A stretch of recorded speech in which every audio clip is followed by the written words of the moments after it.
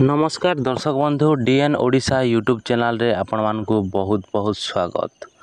तो दर्शक बंधु आज दिनटा गोटे खुशी दिन है जेनटा कि पीएम किसान योजना ने आपण मान के आज 2000 टका लेखा बढ़वा के जाउछे आर ई पैसाटा आपण माने आज केते बजे आपनकर अकाउंट के आसबा से टाइम भी आसी गला ने।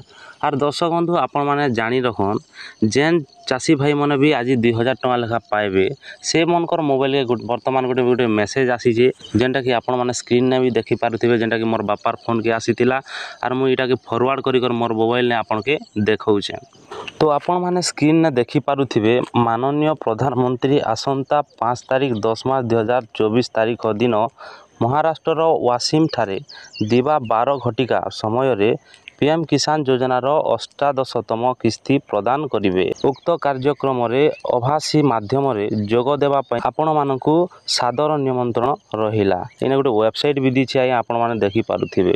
तो दर्शक बंधु आज दिनर 12 बजे आपनकर अकाउंट के पीएम किसान योजनार 2000 टका आसबा। तो दर्शक बंधु इटा आपन के जणै देबा काजे मु ई वीडियोटे बनाली। आ जदि वीडियो भल लागला बोले वीडियो के गोटे लाइक करबे आर चैनल के निहाती भावना सब्सक्राइब करी रखिथिबे काहे जे कि आपण माने एंता अपडेट गोटे गोटे सब बेले पाई पारबे।